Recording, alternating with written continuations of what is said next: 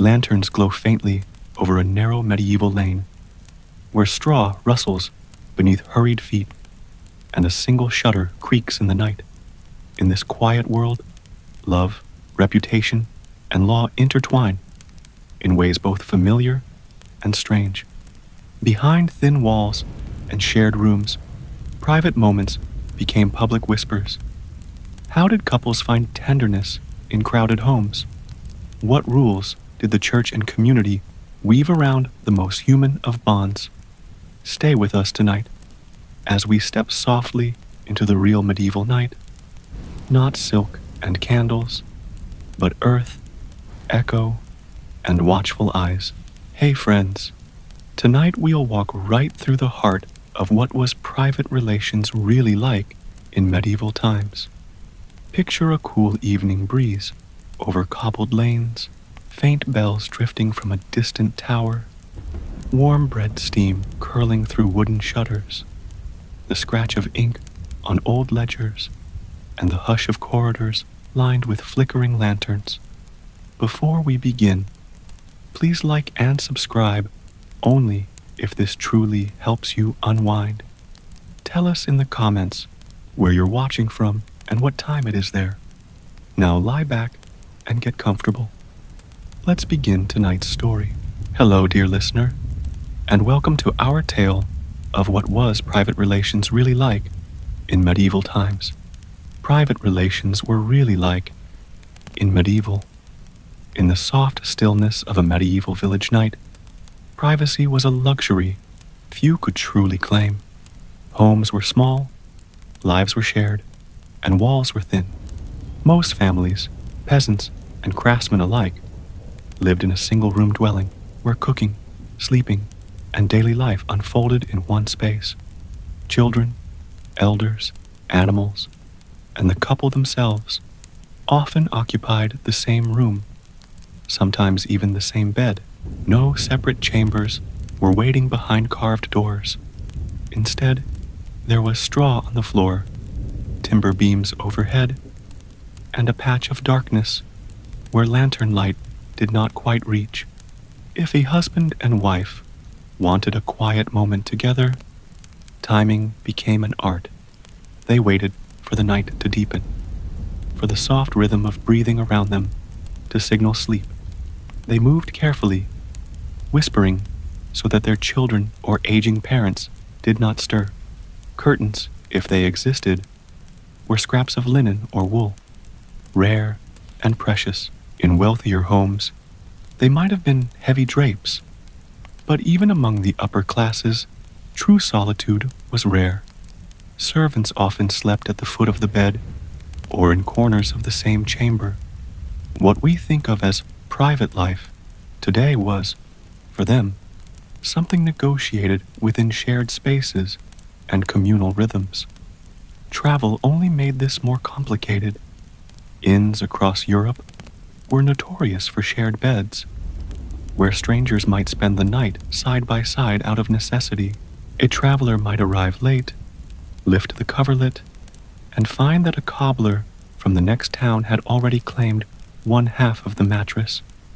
It was a world where personal space had different boundaries, and human closeness, wanted or not, was a part of daily life.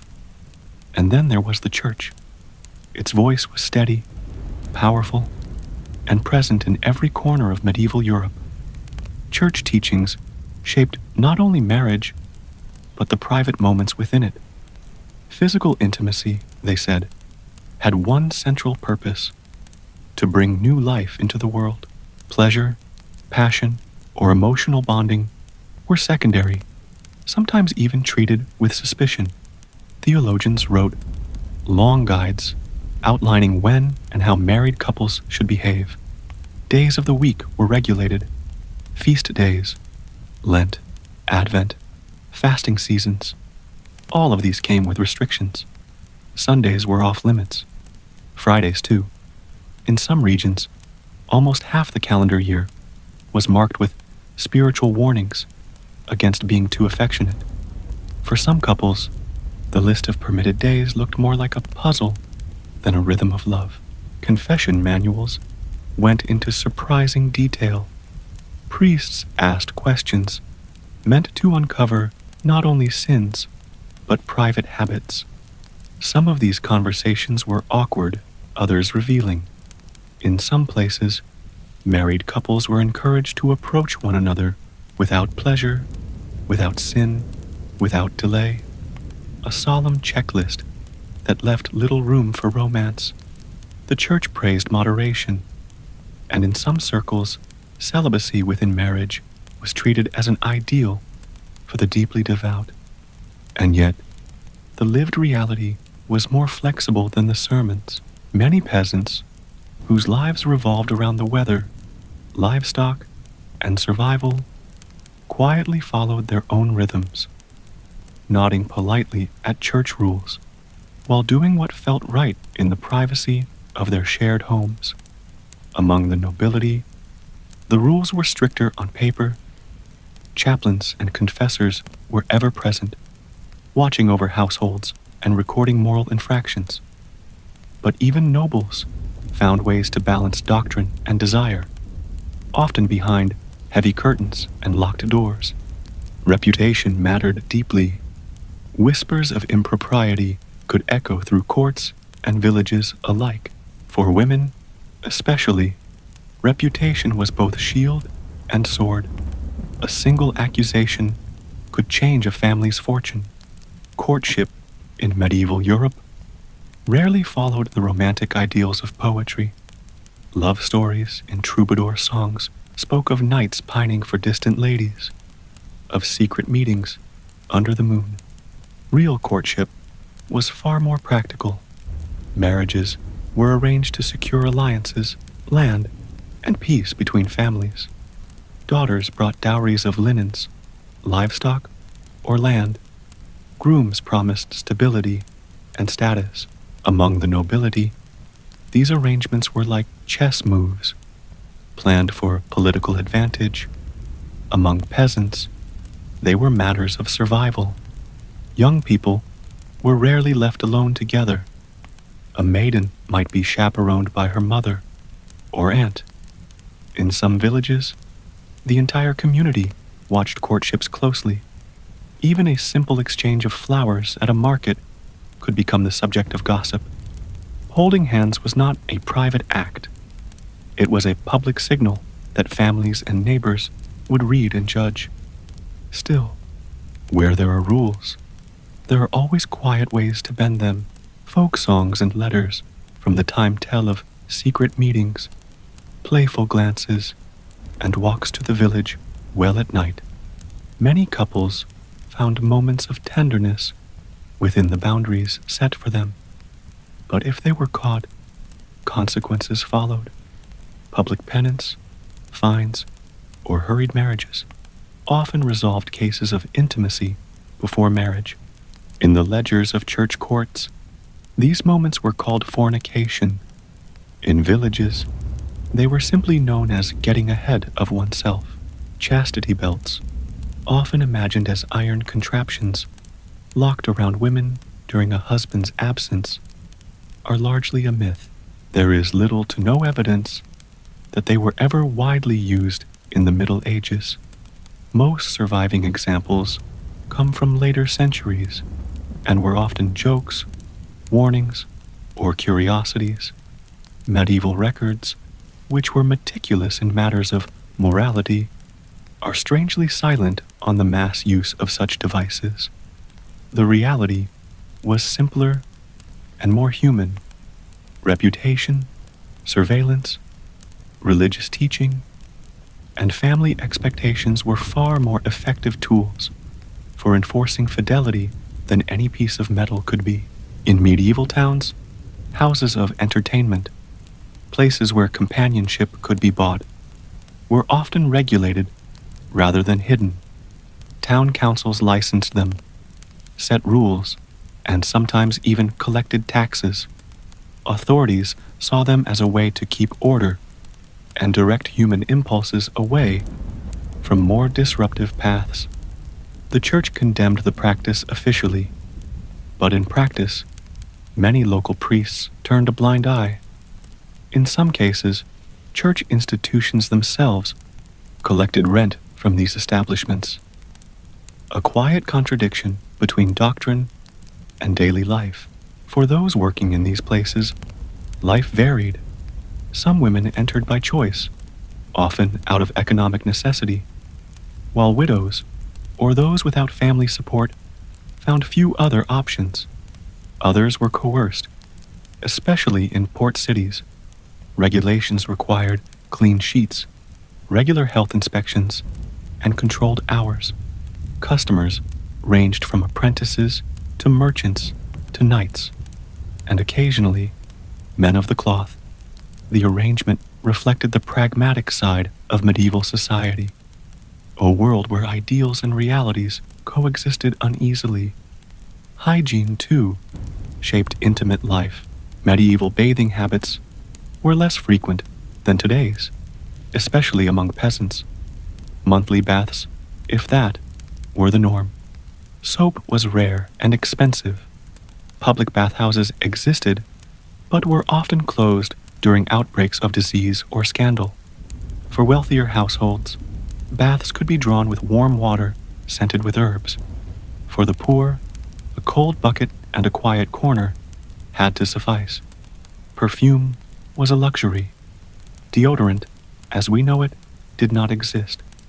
Kissing, under these circumstances, was often an act of shared tolerance, as much as romance. Despite these conditions, people still found ways to love. They flirted in marketplaces, exchanged small tokens, whispered at night, and built bonds within the constraints of their world. Affection was not absent. It was simply shaped by the shared spaces, religious rules, and communal lives of the Middle Ages. And as the bell towers marked each passing day, love and law continued their intricate dance, sometimes in harmony, often in quiet defiance. In the next part, we'll step deeper into this world, exploring the ways medieval people managed family size, dealt with taboos, and found love in unexpected corners. In the medieval world, bringing children into a household was both a joy and a responsibility. Families depended on children for help with labor, for security in old age, and for continuing their lineage. But controlling the size of a family was far more uncertain than it is today.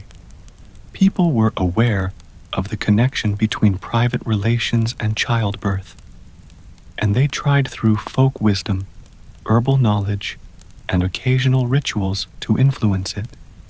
Some methods leaned on herbal mixtures. Recipes passed through villages included combinations of plants believed to affect fertility, sometimes boiled into drinks, sometimes worn as charms. Linen soaked in mixtures of oil, herbs, or wax was occasionally used in early attempts at barriers, though their effectiveness was limited. Other ideas involved rituals, burying objects at doorsteps, wearing amulets blessed by local healers, or whispering prayers during certain moon phases. Some believed that timing could influence outcomes. Avoiding specific feast days or choosing particular nights thought to be more safer. The church, however, was clear. Attempts to prevent conception were viewed as interfering with divine will. Reproduction was the central purpose of marriage, and any effort to avoid it was considered sinful. Priests often spoke against these methods in sermons, labeling them unnatural or acts of doubt. But many couples, especially those living close to the edge of survival, quietly made their own decisions. Feeding another mouth during a harsh winter could mean the difference between survival and hunger, and so choices were made in the quiet of shared homes, away from watchful eyes. Premarital intimacy was not rare. Church court records from towns and villages across Europe show that many couples grew close before the wedding bells rang. If discovered, Such acts were usually recorded as fornication, a moral and legal category that carried fines or public penance. In some cases, the fines were reduced if the couple eventually married, as if the union retroactively smoothed away the infraction. Gossip played a role too. In tight-knit communities, secrets were hard to keep. Neighbors observed who lingered at doors at night, who walked together after curfew, and who disappeared behind barns when the moon was bright. Hand fasting was one way couples navigated this terrain.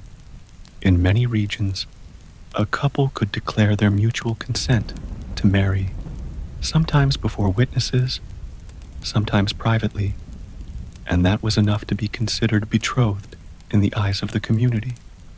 Some even began living together after such declarations, well before the formal church ceremony. The church later tightened these rules, but for a time, hand fasting created a space where couples could shape their own path. Virginity carried profound meaning, especially for women of noble birth. For peasant families, expectations varied. A young woman was ideally expected to arrive at marriage untouched, but if she did not, consequences were often resolved through quick marriages or modest fines. Among the upper classes, the stakes were far higher. A noblewoman's maiden status could influence inheritance, alliances, and political agreements. A broken engagement could trigger feuds. A pregnancy before marriage could unravel years of careful planning. In some places, symbolic rituals were performed to prove maidenhood after the wedding night, sometimes involving sheets displayed the next morning. These practices were imperfect, often based on myths about the body, and could lead to devastating consequences if expectations were not met. Male virginity, by contrast, was rarely examined. A groom's experience was treated as a minor moral concern at most. At the edges of this landscape existed same-sex attraction. Medieval society did not have the modern language of identity, but emotional and romantic bonds between people of the same sex clearly existed. Letters, poems, and legal records reveal stories of close relationships, sometimes spiritual, sometimes romantic. The church officially condemned same-sex intimacy as sinful, grouping it with other unnatural acts. But the reality was more varied. Punishments differed by class and region. Some couples faced penance. Others were quietly ignored if they had influence. Within monasteries and convents, deep emotional bonds formed in all male and all female communities. Some letters between monks express a longing that goes far beyond brotherly affection. These stories remind us that human emotion and connection have always found ways to surface, even under strict moral codes. Adultery, meanwhile, carried different weights depending on gender. Marriage was a sacred union, but also a legal contract tied to property, inheritance, and alliances. A married woman discovered in a relationship outside marriage could face severe consequences: public shaming, loss of property rights, forced penance, or, in rare noble cases, imprisonment or exile. Men often face fewer legal repercussions, though moral disapproval varied. Some towns imposed fines on adulterous men, especially if their actions involved another man's wife or caused public scandal. The greatest risks often came not from law, but from personal retaliation. A betrayed husband, particularly among the nobility, might respond with violence or social punishment. In villages, the gossip mill did its own work, branding reputations for years. Consent in marriage was recognized in theory, but complicated in practice. Church law held that mutual verbal consent made a marriage valid even without a priest. Two people could meet in a field, exchange vows, and be considered married. But for many women, especially noble daughters, consent came after arrangements were made by their families. Economic pressures shaped choices. For peasant women, saying no could mean losing stability or risking backlash.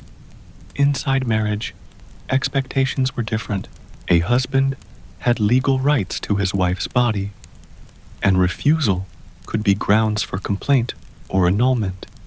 Some church scholars argued that spouses owed each other what they called the marital debt, a duty that blurred the lines between consent and obligation. Yet, even in this structured world, there were moments when women and men asserted their voices. Urban court records show cases where women brought complaints of coercion or forced encounters, and some won their cases. Their success depended on witnesses, social standing, and the disposition of local judges. But their voices were not entirely silent. Literature of the time also reflected a growing awareness of consent. Courtly love poetry, for example, often featured women refusing advances or setting conditions, a stylized but significant acknowledgement that choice mattered, even if imperfectly. The church's influence over private life was deep. It praised celibacy as a spiritual ideal, urging even married couples to live with restraint. Some saints and theologians suggested that married couples could become holier by abstaining altogether. Manuals instructed confessors to ask couples about their private lives, ensuring that even within marriage, passion remained within bounds. And yet, most people nodded, confessed, and returned to their lives. For peasants, survival came first. For merchants and nobles, family legacy often mattered more than moral perfection. Despite strict teachings, love persisted. Couples laughed, flirted, argued, reconciled, and raised families. Some married for alliance, others for affection. Letters between separated spouses reveal tenderness and longing. Folk songs capture the joy of secret meetings at wells and barns.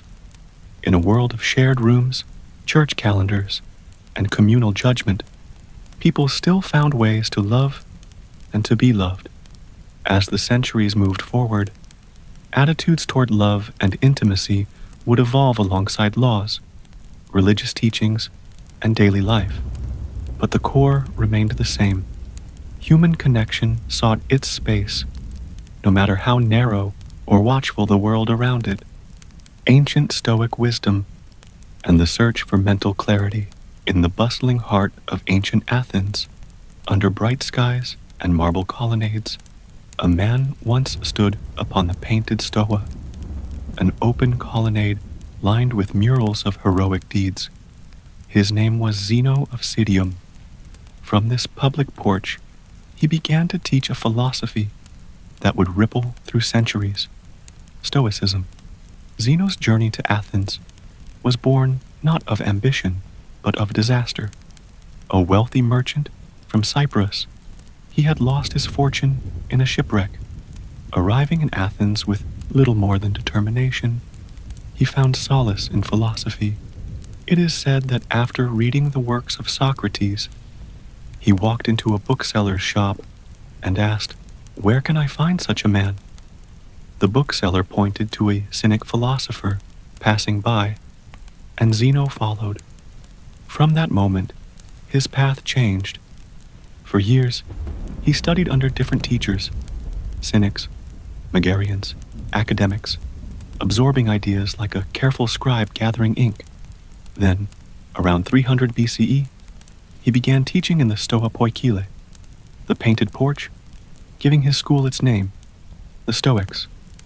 His teachings offered a way to live well in a world filled with uncertainty. They spoke of clarity, virtue, and calmness, not as luxuries, but as necessities. The world Zeno lived in was complex. Athens had lost its political power, but remained a vibrant cultural center. Traders, philosophers, soldiers, and citizens moved through its streets. Empires rose and fell around it. In this changing landscape, Stoicism offered a stable anchor, a philosophy not of abstract debates alone, but of practical living. At its core, Stoicism taught that the path to a good life lies in aligning one's will with nature and reason. External events, Stoics said, are beyond our control. What matters is how we respond. Pleasure, pain, wealth, poverty, praise, and blame all lie outside the realm of true control. The only real domain where we can exercise power is within our own minds, our judgments, choices, and actions. Baths, rituals, and daily life in ancient Rome. As the sun dipped low over the Roman skyline, the city began its evening ritual. Citizens from every walk of life moved through busy streets, heading toward one of the most remarkable spaces of their civilization, the public baths. These were not simple washing stations.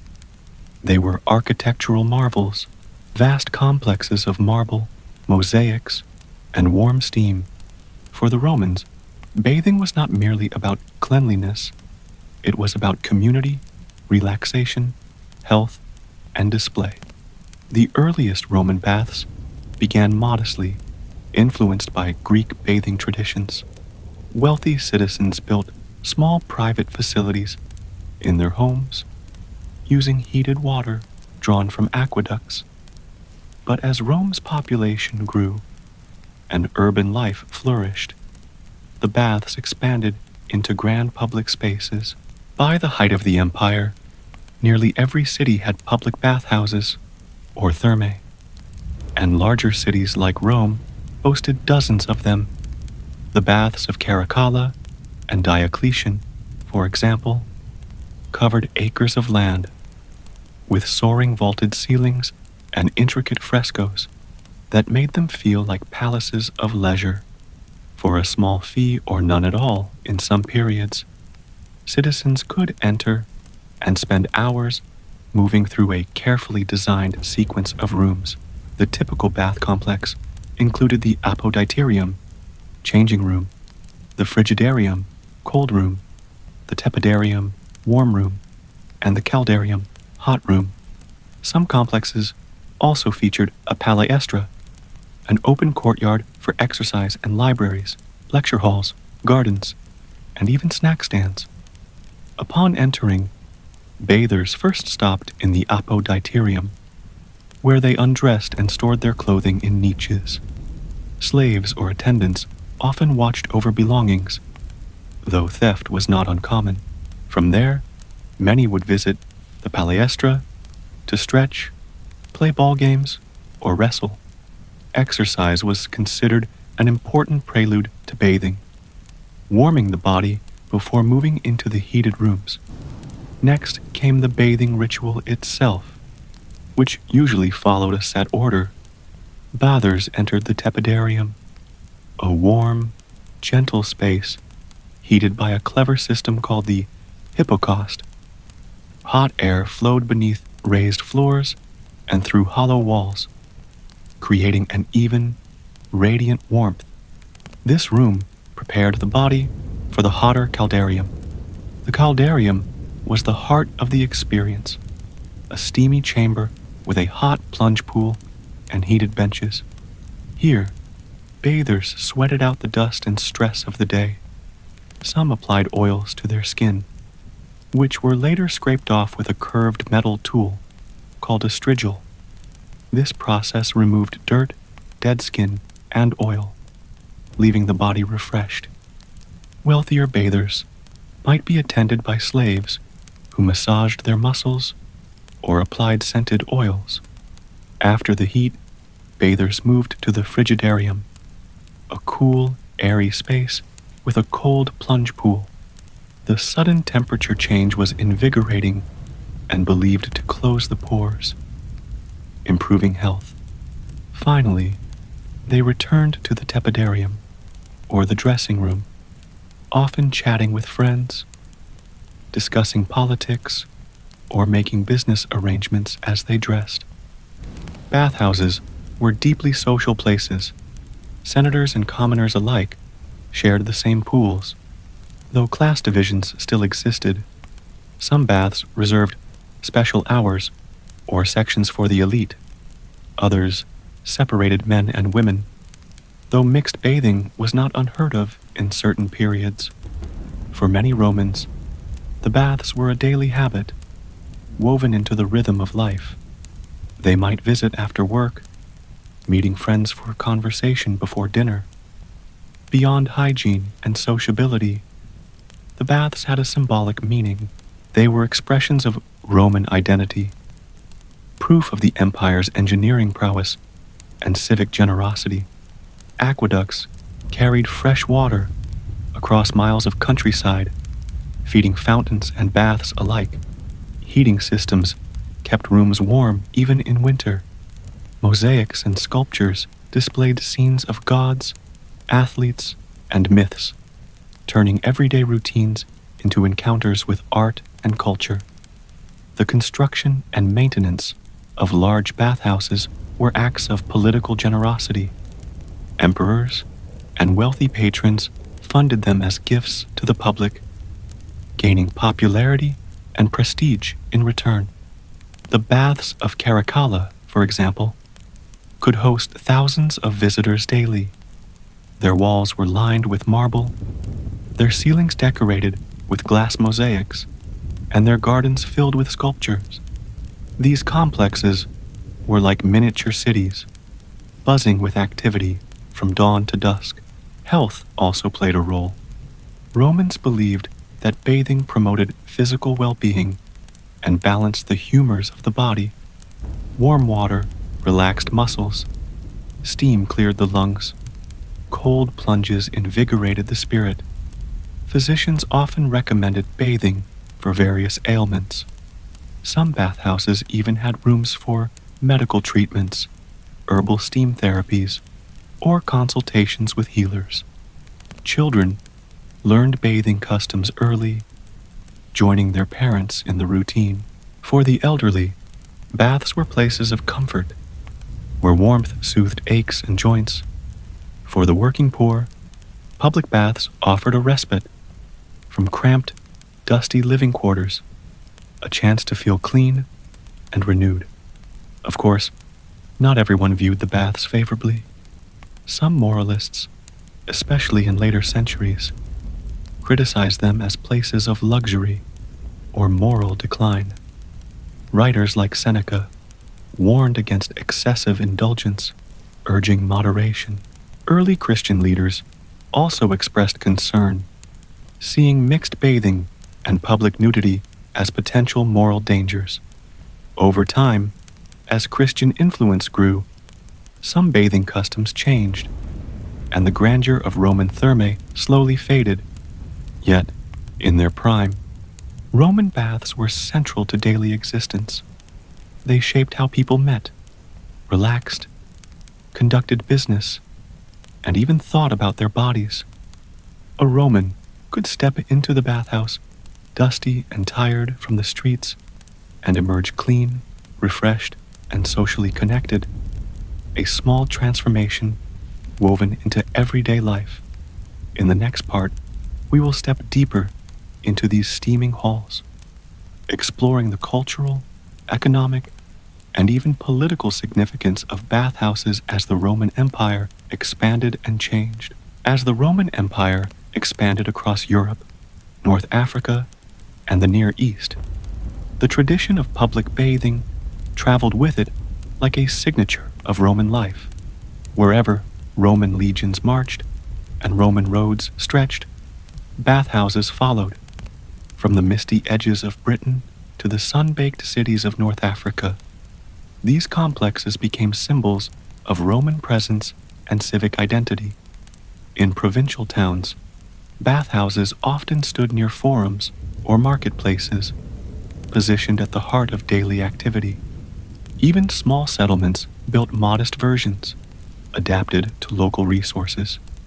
In some cases, natural hot springs, like those in Bath, aquasulis, in Britain, became the foundation for grand bathing complexes that combined Roman engineering with local cult traditions. People gathered not only to bathe, but to worship, socialize, and exchange news. The economics of the bathhouses were intricate. While some large imperial baths were free to enter, funded entirely by emperors or wealthy patrons, others charged a modest fee, usually affordable for most free citizens. Slaves, laborers, merchants, and senators all entered through the same gates. Inside, bath attendants managed the flow of people, heated the rooms, maintained the hippocaust systems, and cleaned the pools. Fires burned constantly beneath the floors to keep the caldaria hot, consuming vast amounts of wood. The logistics were impressive. Water had to be supplied continuously, floors maintained, and airways kept clear. For the wealthy, baths offered more than refreshment. They were stages for status. Patrons arrived with entourages, slaves carrying towels, oils, and sandals. They selected the finest oils infused with exotic scents from Arabia or Egypt, their presence announced by fragrance before they even stepped into the caldarium. Some paid for private bathing rooms attached to the main complex, where they could enjoy seclusion while still being seen entering prestigious spaces. For others, the baths were places of informal business. Senators met allies in the tepidarium to discuss politics away from the Senate's formality. Merchants negotiated deals between the hot plunge and the massage benches. Poets recited verses, philosophers debated, and friends exchanged gossip as steam swirled through the air. In a society where networking was essential, the baths functioned like open-air clubs, a mixture of relaxation, strategy, and performance. The cultural life of the baths extended beyond washing. Many complexes hosted libraries, lecture halls, and gardens. Visitors could move from heated pools to shaded porticos, where they read scrolls or listened to speakers. Statues of emperors and gods lined the walls, reinforcing imperial power and cultural ideals.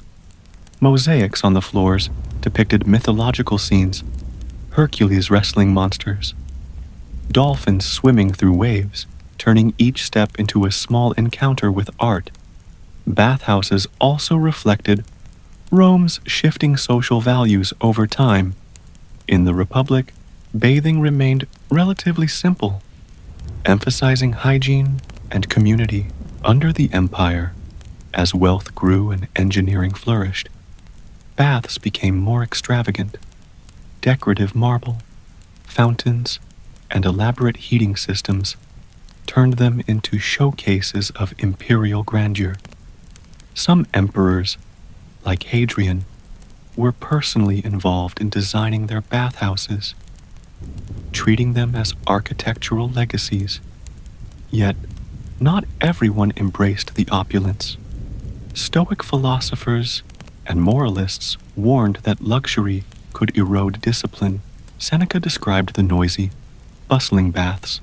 Below his apartment, the sound of splashing, scraping, shouting, and singing, and used them as reminders to remain inwardly calm amid distractions. Later, Christian writers raised moral objections to mixed bathing and public nudity, associating them with declining virtues. Despite these criticisms, bathing continued to thrive for centuries. Even as the empire faced political and military pressures, new baths were built. In frontier towns, their presence reassured settlers that Roman order and comfort accompanied them. Soldiers returning from campaigns soaked their weary limbs in warm water, sharing stories of distant battles under vaulted ceilings. Hygiene and health remained important themes. Physicians wrote treatises on the medical benefits of bathing, advising specific sequences for various ailments. Warm rooms were believed to open pores and balance bodily humors. Cold plunges invigorated circulation. Steam rooms eased breathing difficulties. Some baths had special rooms for treatments, including herbal inhalations or massages designed to restore vitality. For women, bathing customs varied across time and region. In some cities, separate facilities existed. In others, women had designated hours. Literary sources mention elegant gatherings of women at the baths, exchanging news and enjoying scented oils. Attendants assisted with grooming, hair care, and skin treatments. Although Roman society remained patriarchal, the baths offered women a rare space of communal leisure outside the home. The decline of Roman bath culture mirrored the broader shifts of the late empire. Economic strains, invasions, and changing cultural values gradually eroded the grand infrastructure. Maintaining massive hippocaust systems became difficult as resources tightened. Aqueducts fell into disrepair. Christian attitudes toward public nudity and mixed bathing influenced public behavior. By the early medieval period, many great thermae lay in ruins or were repurposed as fortresses, churches, or humble dwellings. Yet the legacy of the baths endured. Medieval monasteries preserved some bathing traditions, adapting them to new religious contexts. In Islamic regions that once belonged to the Roman Empire, bath culture evolved into the hammam, public bathhouses that carried echoes of Roman engineering and social customs. Centuries later, Renaissance humanists looked back at Roman baths as symbols of civic life and architectural brilliance, inspiring new designs. The story of Roman bathing is ultimately one of balance between private refreshment and public spectacle, between cleanliness and culture, between practical engineering and artistic ambition. In their daily routines, Romans found moments of comfort and connection within spaces that celebrated their shared identity as citizens of a vast empire. As the last visitors of the evening stepped out of the frigidarium, skin tingling from cold water, they returned to streets lit by oil lamps. Their bodies were cleansed, their minds eased, their conversations renewed. The baths had served their purpose, not just as places to wash, but as living theaters of Roman society. Healing practices and medical knowledge in ancient Egypt. Beneath the warm, golden light of the Nile Valley, where reeds swayed along the riverbanks and stone temples rose against the horizon, ancient Egypt nurtured one of the earliest and most enduring medical traditions in human history. Their understanding of the body, illness, and healing intertwined practical knowledge with spiritual belief, forming a system both methodical and mystical. Medicine in ancient Egypt was shaped by the land itself. The Nile's yearly flooding provided stability and abundance, allowing society to support scribes, priests, and healers who could dedicate their lives to learning. In this environment, physicians became respected figures, blending observation, ritual, and specialized skill. Much of what we know about Egyptian medicine comes from surviving papyri-written records, carefully preserved for thousands of years. The Ebers Papyrus, dating to around 1550 BCE, is one of the most comprehensive medical documents in existence.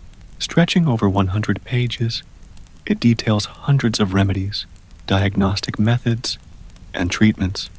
Other texts, like the Edwin Smith Papyrus, reveal a strikingly rational approach to trauma, describing injuries, symptoms, and recommended treatments with methodical precision. In ancient Egypt, health was seen as a balance between physical, spiritual, and cosmic forces. The body contained channels through which life force flowed, somewhat similar to the concept of blood vessels and spiritual pathways combined. Blockages in these channels could lead to illness. So many treatments are aimed to restore balance and flow. Physicians considered not only symptoms, but also the patient's relationship with the gods, their moral behavior, and spiritual influences. Egyptian healers were often trained professionals. Some specialized in certain ailments: dentists for teeth, ophthalmologists for eyes, and even early forms of surgeons for wounds and broken bones.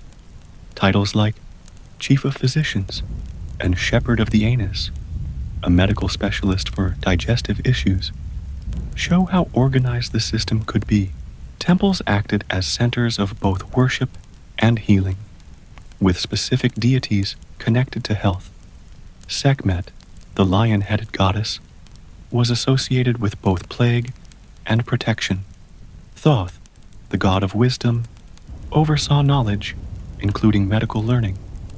One key element of Egyptian medicine was the mixture of remedies. Treatments combined natural ingredients, herbs, minerals, honey, fats, and resins with spoken incantations. A patient might receive a poultice of honey and herbs for a wound, while a priest-physician recited prayers to drive away malevolent forces. Honey, in particular, was widely used for its soothing and antibacterial properties. Laxatives like castor oil and senna helped cleanse the body. Garlic and onions were believed to promote health, especially among laborers. Surgical practices also existed, though cautiously applied. The Edwin Smith Papyrus shows detailed knowledge of fractures, dislocations, and head injuries. It outlines how to clean wounds, apply dressings, and even predict outcomes based on observable symptoms, an approach remarkably similar to later clinical methods. Instruments like knives, hooks, and forceps have been found in tombs, suggesting that procedures were performed with specialized tools. Yet, spiritual elements were never far from the surface. Amulets, charms, and rituals accompanied many treatments. Illness could be seen as the work of malevolent spirits, or the result of angering a deity. Healing spells invoked divine help, blending medicine with magic. For example, a physician might prescribe a herbal remedy for stomach pain, while also performing a ritual to appease a protective god. Women played important roles in medicine, both as patients and practitioners. Texts mention female healers and midwives, some holding official titles. Childbirth was a central medical concern, surrounded by rituals, protective spells, and practical knowledge. Birthing stools, amulets shaped like protective deities, and herbal aids were used to ease labor. Fertility treatments, contraceptive mixtures, and pregnancy tests were also recorded. One early pregnancy test involved wetting barley and wheat with a woman's urine. Germination indicated pregnancy, a method that modern science has found can sometimes work due to hormonal changes. The Egyptians' attention to cleanliness set them apart from many other ancient cultures. They bathed frequently, shaved body hair for hygiene, and used natron, a natural salt, for cleansing. Linen bandages kept wounds clean, and regular use of oils protected the skin from the sun and pests. Their emphasis on personal cleanliness had both practical and spiritual dimensions, aligning bodily purity with religious devotion. Medical care reached beyond the living. Mummification, their careful process of preserving the dead, reflected detailed knowledge of anatomy. Embalmers removed internal organs, treated the body with resins and salts, and wrapped it in linen to prepare for the afterlife. While religious in purpose, this process gave them first-hand familiarity with human organs, structure, and decay, knowledge that likely informed their medical practices. Healers often worked in close connection with temple priests, and many physicians were themselves members of the priesthood. Temples dedicated to healing gods sometimes acted like hospitals, where patients came seeking cures through both medicine and prayer. Inscriptions on temple walls describe miraculous healings, reinforcing the divine role in health. Even ordinary Egyptians had access to remedies at home. Families passed down herbal recipes and protective charms. Mothers treated children's fevers with poultices and prayers. Laborers carried amulets to ward off snake bites and disease. Healing was woven into the rhythm of daily life, from the grand halls of temples to humble mud brick homes by the Nile. Through this blend of rational practice and spiritual belief, Egyptian medicine laid foundations that would influence Greek, Roman, and later Islamic medical traditions. The precision of their observations, the organization of their remedies, and their integration of physical and spiritual care created a system both advanced and deeply rooted in their worldview. In the next part, we will walk deeper into this world, exploring specific treatments, their medical texts in greater detail, and the legacy of Egyptian healing across centuries. In the heart of ancient Egypt's healing tradition lay a unique harmony between observation and belief. Their medical texts reveal a society that sought to understand illness through both the physical world and the divine. Treatments were layered, blending remedies for the body with rituals for the spirit, two sides of the same healing coin. The medical papyri offer us a remarkable window into this world. The Ebers Papyrus, written around 1550 BCE, lists over 700 formulas and treatments. It includes prescriptions for headaches, digestive problems, burns, injuries, and more. Remedies often combined herbs with minerals and animal products, carefully prepared according to written instructions. For example, a treatment for asthma involved heating a mixture of herbs on a brick and inhaling the vapors. For stomach ailments, patients might be given castor oil or mixtures of honey and plant resins to soothe discomfort. The Edwin Smith Papyrus, dating even earlier, stands out for its clinical approach to trauma. Unlike many ancient texts that leaned heavily on magic, this document systematically describes 48 cases of injuries, mostly to the head and upper body. For each case, it provides an examination, diagnosis, and treatment plan. The text classifies injuries as treatable, uncertain, or untreatable, a level of medical reasoning rarely seen in the ancient world. Its author, possibly a surgeon, recognized symptoms like paralysis, skull fractures, and brain injuries, and advised logical responses such as immobilization, bandaging, or observation. Another important text, the Kahun Gynecological Papyrus, focuses on women's health. It describes fertility issues, contraception methods, pregnancy detection, and treatments for gynecological ailments. Some contraceptive mixtures involved honey and natron placed on linen, acting as a physical barrier. Others relied on herbal ingredients with presumed medicinal properties. This focus on women's health reflects the importance of fertility and childbirth in Egyptian society, not only as family matters, but as spiritual events tied to the continuity of life. Beyond written knowledge, practical experience shaped Egyptian medicine.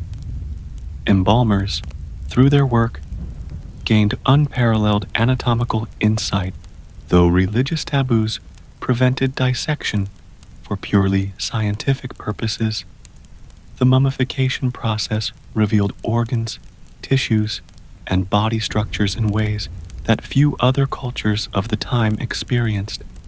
This hands-on familiarity likely informed medical understanding, even if indirectly.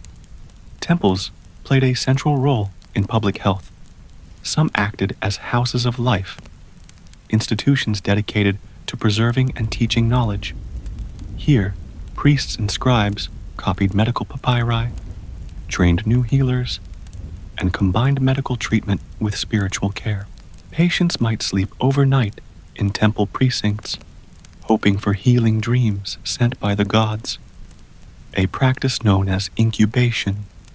Upon waking, they would receive interpretations and treatments from priests, merging divine communication with medical action. Amulets and spells were woven throughout medical practice.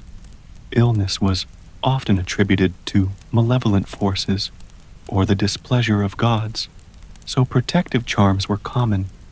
Scarab amulets symbolized renewal and protection. The Eye of Horus was believed to bring health and ward off harm. Incantations invoked deities to banish disease-causing spirits, often spoken over medicines before they were applied. These rituals were not separate from medical treatment.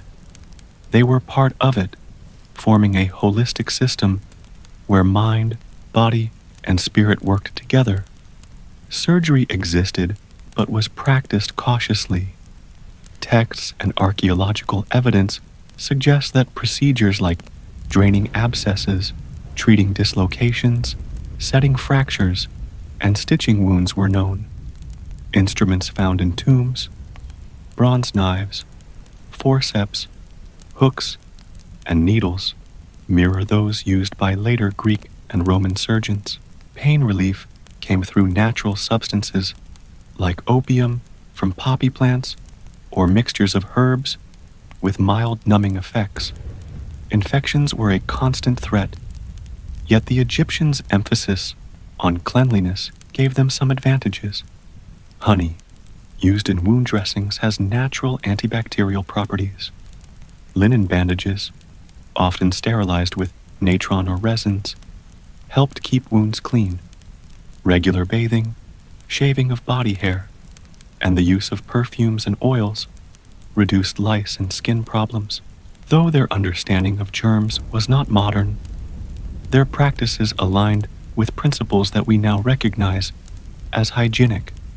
Mental and emotional well-being were also addressed. Some spells and treatments targeted ailments we might describe today as psychological. Fright, nightmares, or unexplained sadness were sometimes attributed to wandering spirits or imbalance within the person's life force. Priests prescribed calming rituals, protective amulets, or soothing herbal mixtures.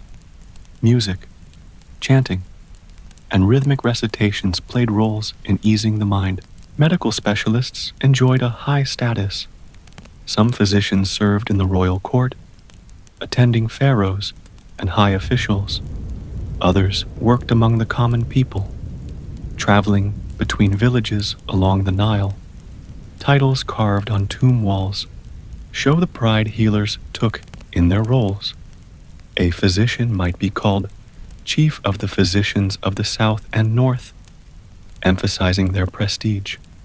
Some were honored with burial near temples or royal complexes, reflecting their valued place in society.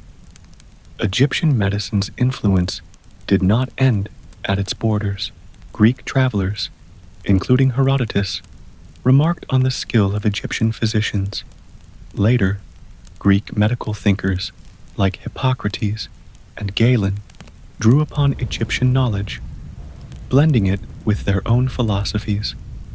Through trade and conquest, Egyptian remedies and techniques reached the wider Mediterranean world.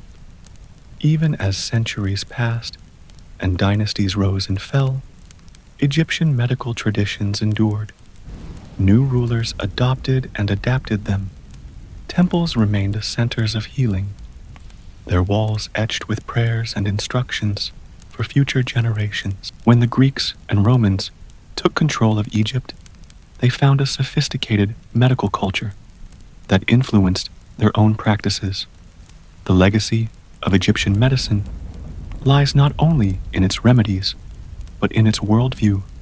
It approached health as a harmony between body, spirit, and environment. It documented knowledge meticulously, valued both practical skill and spiritual insight, and treated healing as a sacred duty. In many ways, it set the stage for future medical systems that sought to understand human beings in their full complexity. As the sun set over the Nile and the temple courtyards grew quiet, healers prepared their herbs, priests lit incense, and patients whispered prayers under the stars. In these moments, medicine was not just a science, it was a deeply human act, an ancient bridge between the seen and the unseen. Everyday rhythms and inventions of Mesopotamian civilization. Long before marble cities rose in Greece or aqueducts crossed Roman hills, civilization took its first steady breaths between two rivers, the Tigris and the Euphrates. This fertile land, known as Mesopotamia, was home to bustling cities, quiet farmlands, and some of humanity's earliest achievements. Here, beneath soft desert skies and along winding canals, daily life unfolded with rhythms both familiar and astonishingly old. At dawn, the plains stirred with sound. Farmers stepped out of mud brick homes to tend their fields, guiding water from canals into channels that nourished barley and wheat. Irrigation was the lifeblood of Mesopotamia. Without steady rain, survival depended on skillfully managing the rivers. Communities built dikes, levees, and reservoirs, working together to control floods and store water. These early engineers turned arid land into green fields, laying the foundation for settled life. The cities grew from this fertile ground. By around 3000 BCE, places like Uruk, Ur, and Lagash had become thriving urban centers. Their streets were narrow and winding, lined with mud brick houses coated in plaster to keep out the heat. Roofs were flat, often used as sleeping platforms on warm nights. In the early morning, women ground grain into flour, children fetched water from wells, and merchants prepared their goods for market. Donkeys brayed in courtyards. Ovens glowed with the day's first bread. Markets were the beating heart of these cities. Traders sold grain, fish, dates, wool, and pottery. Artisans displayed tools, jewelry, and carved seals used to mark ownership and identity. These cylinder seals, small, engraved stones, rolled over wet clay, served as signatures, contracts, and art. Merchants from distant lands brought copper from Anatolia, lapis lazuli from Afghanistan, and timber from Lebanon, linking Mesopotamia to a vast network of exchange. Religion infused every aspect of life. Each city had a ziggurat, a towering, terraced structure rising like a mountain above the plains. At its summit stood a temple dedicated to the city's patron god or goddess. In Uruk, Inanna, later known as Ishtar, watched over love and war. In Nippur, Enlil ruled as a great sky god. These temples were not just places of worship. They were administrative and economic centers. Priests oversaw land, stored grain, managed laborers, and kept detailed records on clay tablets. Scribes were among the most respected figures in society.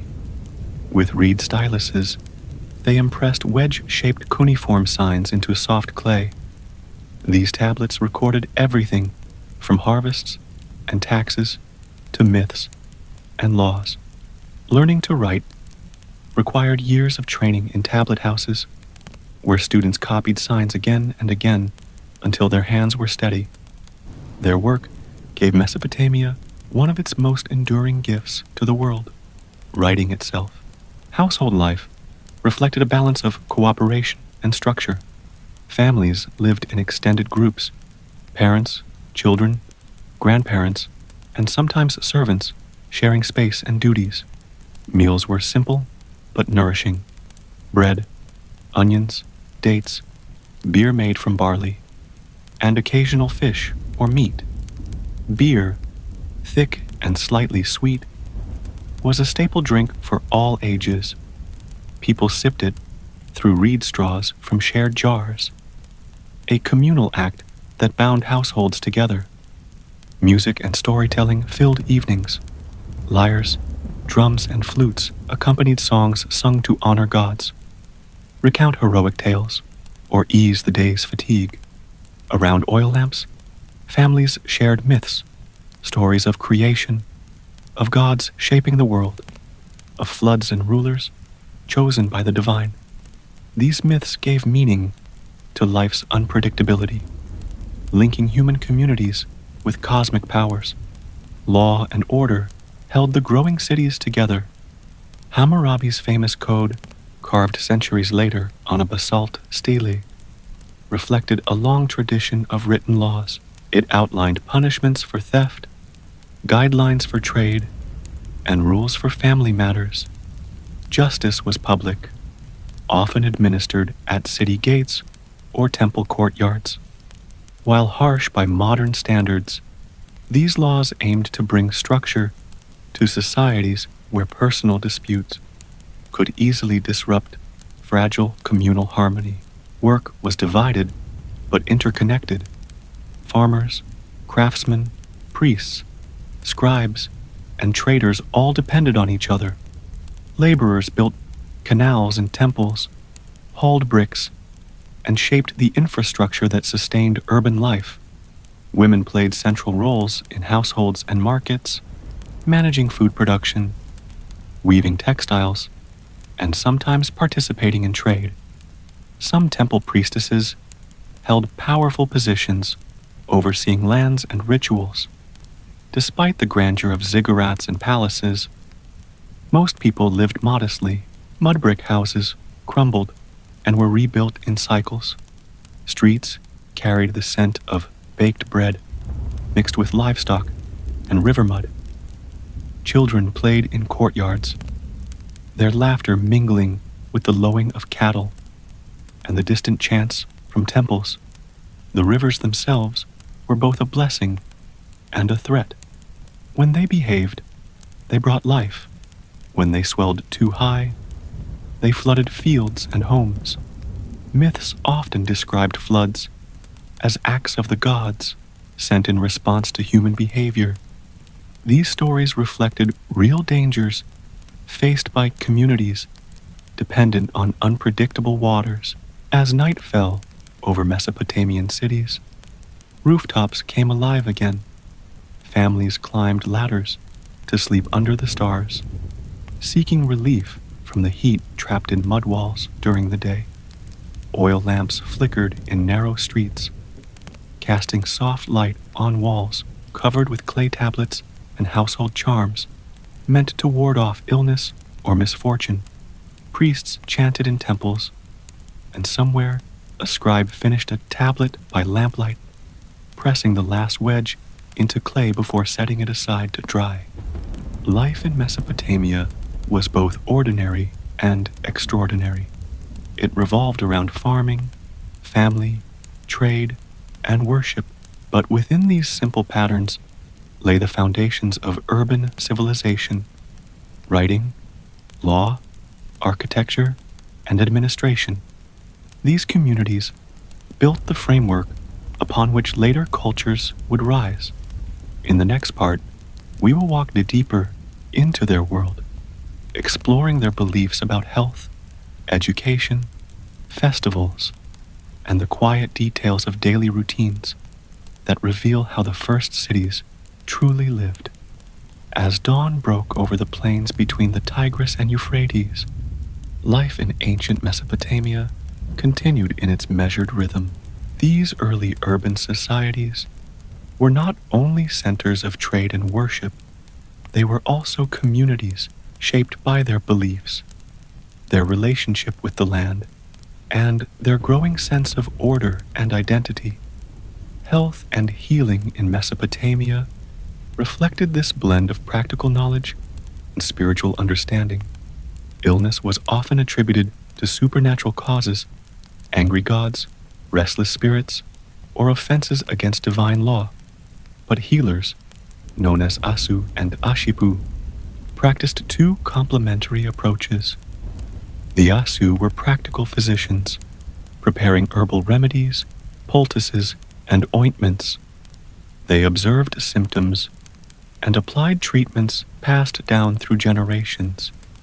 The Ashipu, on the other hand, were ritual specialists who performed incantations and prayers to drive away the spiritual causes of disease.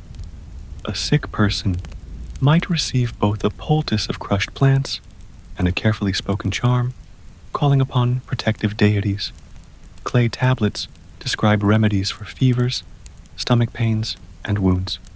Ingredients included beer, milk, figs, garlic, and minerals, often combined with precise instructions for preparation.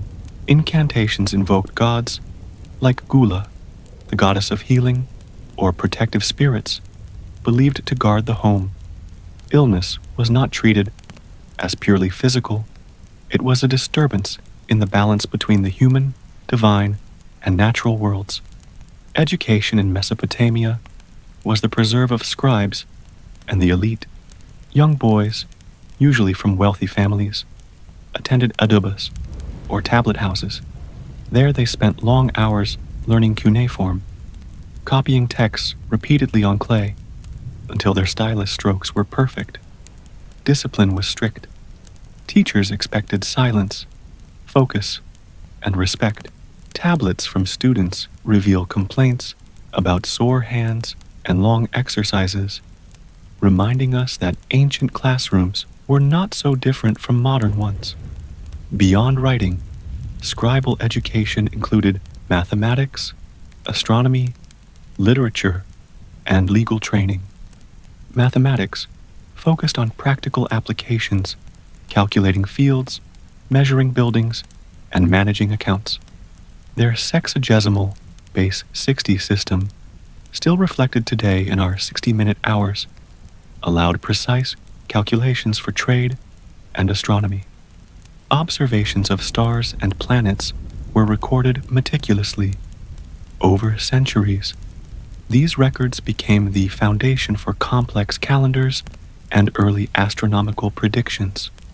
Religion remained ever present. Temples organized festivals that brought entire communities together. These festivals marked agricultural cycles, honored patron deities, and celebrated victories or royal events. During the Akitu festival, for example, the city of Babylon welcomed the new year with days of rituals, processions, music, and feasting. Statues of gods were carried through streets, prayers were recited, and offerings were made. Festivals reinforced communal identity, reminding everyone of their place within both the city and the cosmic order. Priests and priestesses held immense authority.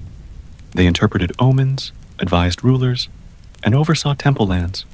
In some cities, high priestesses from royal families wielded political and spiritual influence. In daily life, ordinary people maintained small household shrines, offering food, oil, or incense to household gods for protection and favor. Social structure in Mesopotamia was layered but interconnected. At the top stood kings, who ruled as both political leaders and divine representatives. Nobles and priests formed the upper class, managing estates and temples. Below them were merchants, artisans, and farmers. Slaves existed, often prisoners of war or debtors, but they could sometimes buy their freedom or integrate into households over time. Women's roles varied across time and region. In many households, women managed domestic affairs, wove textiles, prepared food, and participated in market trade. Legal documents show women owning property, conducting business, and appearing in court. Some served as priestesses, scribes, or healers, though opportunities were shaped by class and city customs. Home life revolved around practical rhythms. Houses were built of sun-dried mud brick, arranged around courtyards that offered light and ventilation. Cooking took place over hearths or clay ovens. Furniture was sparse mats, low tables, wooden chests. Water was fetched from wells or canals. Family gatherings centered on shared meals, music, and stories. Children helped with chores early, learning the skills they would need to sustain the household. Festivals and rituals punctuated the year, breaking the monotony of daily work. Music echoed through temple courtyards, with lyres, harps, and drums providing rhythms for hymns and dances. Poets and storytellers recited epics that preserved cultural memory. One of the greatest of these, the Epic of Gilgamesh, emerged from this world a story of friendship, mortality, and the search for meaning that still resonates today. Trade remained a vital thread, connecting Mesopotamia to distant lands. Caravans loaded with wool, textiles, and grain set out across deserts and mountains, returning with copper, tin, and luxury goods. Riverboats carried goods along the Euphrates, linking cities in a web of commerce. Temples and palaces often acted as major economic hubs, storing surpluses and organizing large-scale exchanges. Law kept this complex society functioning. Hammurabi's Code, carved around 1754 BCE, is one of the most famous legal collections from the ancient world. It set out clear rules on property, trade, family life, and justice. The principle of proportional punishment, an eye for an eye, was applied in many cases, though penalties varied by social class. Public display of the code ensured that citizens knew the expectations and consequences, strengthening the king's authority and the rule of law. Death and the afterlife were understood through a sober lens. Mesopotamians believed in an underworld where souls lived in a shadowy existence, neither heavenly reward nor fiery punishment. Funerary customs focused on ensuring a smooth passage rather than preparing for bliss. Families placed offerings of food and drink with the dead, believing spirits depended on their descendants' care. Neglecting these duties could lead to restless spirits returning to trouble the living. As night fell, the cities and villages of Mesopotamia settled into their nightly rhythm. Oil lamps cast soft light on courtyard walls. The scent of baked clay, reeds, and warm bread lingered in the air. Priests chanted in distant temples, stars emerged over the plains, and families gathered on rooftops to sleep beneath the vast, steady sky. In these quiet moments, the achievements of Mesopotamia became clear not through monuments alone, but through the enduring patterns of daily life. Their cities fostered literacy, law, trade, astronomy, and religion in ways that shaped future civilizations. Though centuries have passed, the echoes of their world still run through ours in written language, legal codes, measurements, and stories told under starlight. Buddhist calm traditions and the journey toward inner stillness, far from the noise of city walls and bustling markets, beneath the soft shade of forest trees in ancient India, quiet communities began to form. Their purpose was simple, yet profound: to understand the nature of the mind and find a lasting peace that neither wealth nor power could provide. This was the world in which Buddhist calm traditions took shape, a way of life that blended reflection, discipline, and compassion. In the 5th century BCE, a young prince named Siddhartha Gautama left the luxury of his palace to search for truth. He had seen sickness, aging, and death for the first time, and these sights unsettled him deeply. Determined to find a path beyond suffering, he wandered through forests and villages, learning from different teachers and practicing intense forms of meditation. After years of searching, he sat beneath a fig tree, later called the Bodhi tree, and resolved not to rise until he understood. In the hush of the night, as stars shone over the plains, Siddhartha reached a deep realization. He saw the impermanence of all things, the causes of suffering, and the way to live in harmony with reality. From that moment, he became known as the Buddha, the Awakened One. His teachings would spread across Asia and endure for millennia, shaping cultures, philosophies, and personal lives. Early Buddhist communities were simple gatherings of monks and nuns who left behind worldly life to focus on the path of awakening. They lived in forests or near villages, wearing plain robes and living on alms. Each morning, they walked silently through nearby settlements with bowls in hand. Villagers placed small portions of food into these bowls, supporting the monastics out of respect for their spiritual work. In return, the monks offered teachings, guidance, and blessings. Their days followed a rhythm designed to cultivate clarity and stillness. Before dawn, they awoke to meditate.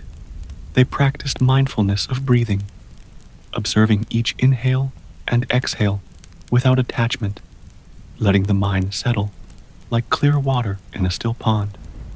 As the sun rose, they gathered to chant verses that reminded them of impermanence, compassion, and the shared journey of all beings. After receiving their morning meal, they spent their time meditating, studying teachings, or walking slowly through forests in contemplative silence. Buddhist teachings, known as the Dharma, offered a practical framework for inner peace. Central to this was the understanding of the Four Noble Truths. 1. Life involves suffering and dissatisfaction. 2. This suffering arises from craving and attachment. 3. There is a way to end this suffering. 4. That way is the Noble Eightfold Path, a set of principles for living wisely and kindly.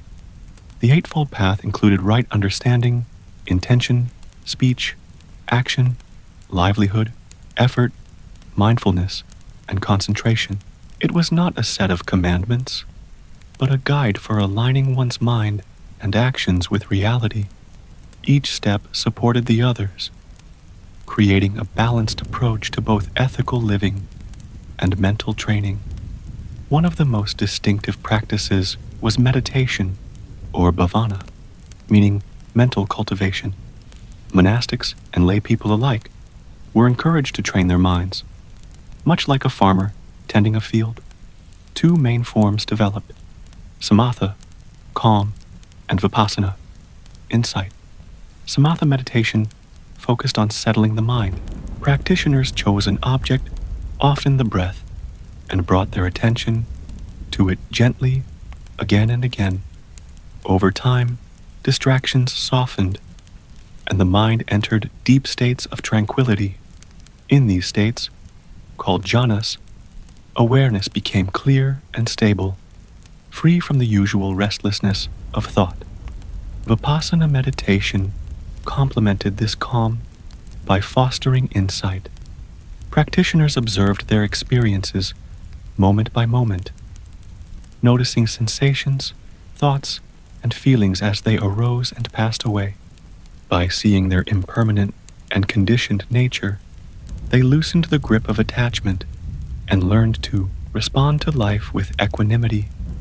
These practices were not limited to monasteries. Lay followers, farmers, merchants, parents, also practiced mindfulness in daily life. A farmer might cultivate awareness while working in the fields, noting each step and movement. A merchant might observe thoughts of greed or worry during trade. The idea was that clarity was always possible, wherever one was, if the mind was gently trained. Buddhist communities, called sanghas, grew across northern India. Kings and merchants supported them, recognizing their role in bringing ethical guidance and stability to society.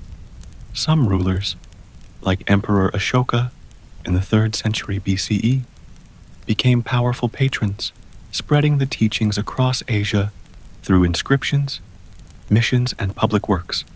Monasteries became centers of learning, not only for spiritual practice, but also for philosophy, medicine, and art. Monastic life was guided by a set of rules called the Vinaya. These rules emphasized simplicity, non-harming, honesty, and mindfulness in daily activities. Monks and nuns were expected to be content with little: a robe, a bowl, basic shelter, and community. Their conduct was meant to reflect inner clarity rather than status.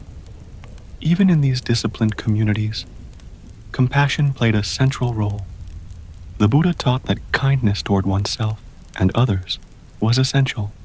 Practices like metta bhavana, the cultivation of loving kindness, involved silently wishing well to oneself, to loved ones, to strangers, and even to those one found difficult.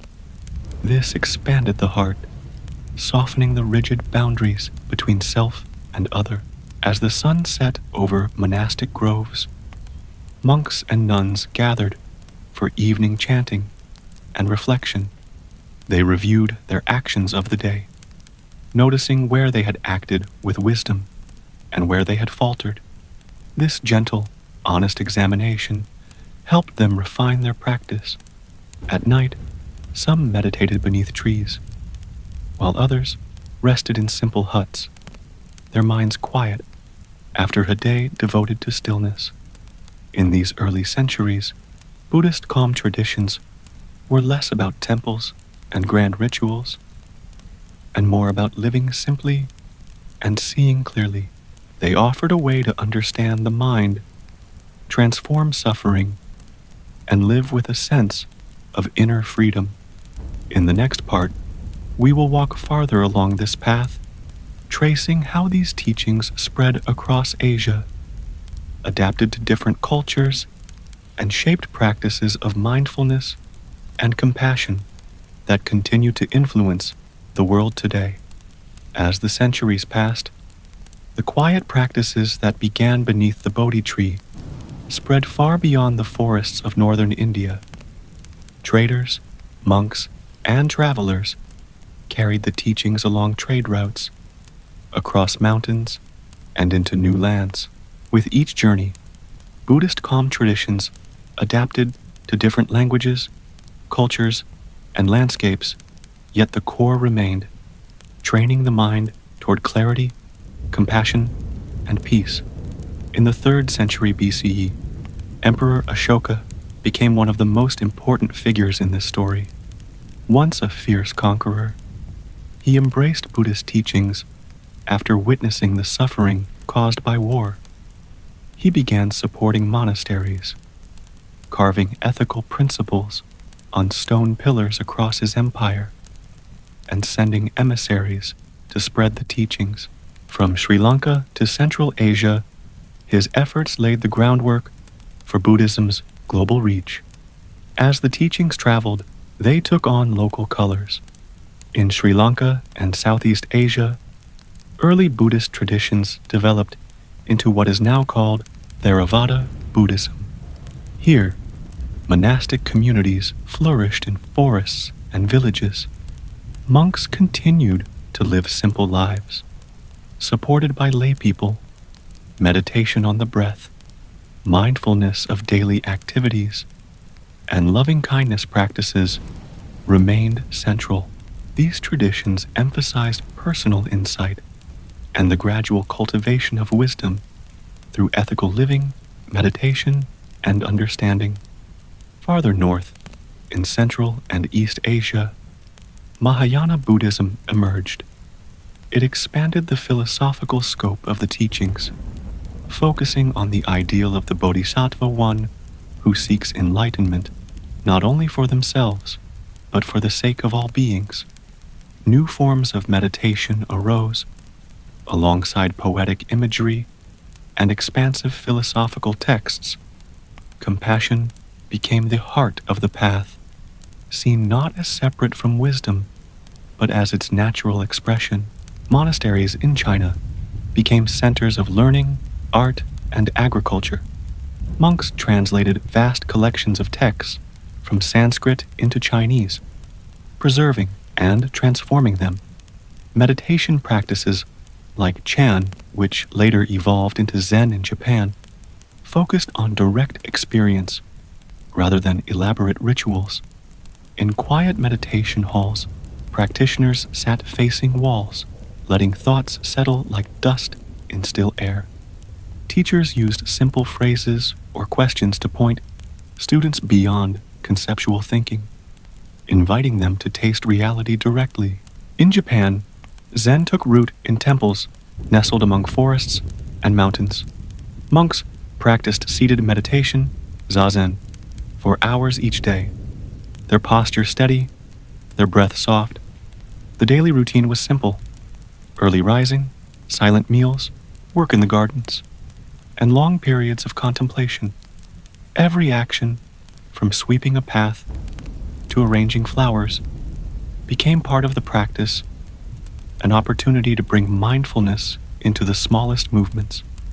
Zen poetry and calligraphy expressed this clarity through minimal, precise gestures, mirroring the stillness of the mind. In Tibet, Buddhist traditions mingled with local spiritual practices to create rich systems of meditation, ritual, and philosophy. Monasteries became vibrant centers of scholarship. Monks debated fine points of doctrine in courtyards, while yogis practiced deep meditation in remote mountain caves. Visualizations, chanting, and breath practices were developed to cultivate concentration and compassion. These methods were seen not as escapes from the world, but as ways to transform the mind and benefit others. Across all these regions, certain threads stayed constant: mindfulness, paying careful, kind attention to the present moment, remained a cornerstone. Ethical conduct provided the foundation upon which mental clarity could grow. Meditation trained the mind to stay steady and open, and compassion ensured that personal insight was always joined with care for others. Lay people played essential roles alongside monastics. In villages, farmers paused at shrines before work, offering flowers or water as simple acts of reverence. Merchants supported monasteries, ensuring monks and nuns could focus on practice. Families observed festivals marking the Buddha's birth, awakening, and passing, gathering in candle-lit temples to chant and reflect together. These traditions became woven into the daily fabric of communities, offering shared spaces of stillness in bustling societies. As Buddhism continued to evolve, it developed sophisticated psychological insights.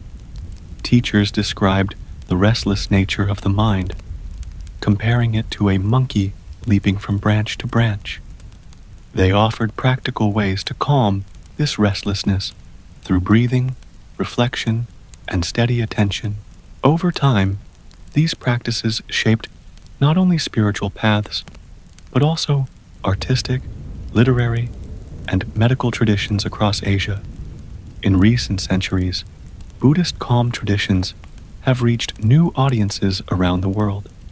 Scholars translated ancient texts, travelers brought back stories, and teachers journeyed to distant continents to share their practices. Mindfulness meditation, once practiced in forest groves, is now used in hospitals, schools, and workplaces. While often adapted to modern settings, its essence remains a quiet turning inward to meet the present moment fully. Throughout all these transformations, the heart of the tradition has not changed. It is found in the simple act of sitting quietly, breathing gently, and watching the mind with kindness. It is found in acts of compassion, a shared smile, a moment of patience, a helping hand. It is found in the understanding that peace does not lie in controlling the world, but in understanding and transforming the mind that meets it. As night falls on monasteries from India to Japan, a familiar rhythm unfolds. Bells sound through temple courtyards. Monks and nuns gather in candlelight for evening chanting, their voices rising softly into the night air. In distant villages, families light lamps at home, offering quiet prayers before sleep. Somewhere, a solitary meditator sits beneath a tree, breathing steadily, as countless practitioners have done for more than 2,000 years. This tradition of calm has traveled across time and continents, yet it remains as close as one's next breath. It invites anyone, anywhere, to pause to look inward, to soften the heart, and to find stillness beneath the changing surface of life. And so, the night falls quiet, carrying their whispers into silence. If you enjoyed this tale, don't forget to like, share, and subscribe so you never miss another whisper in the night. Until we meet again, good night.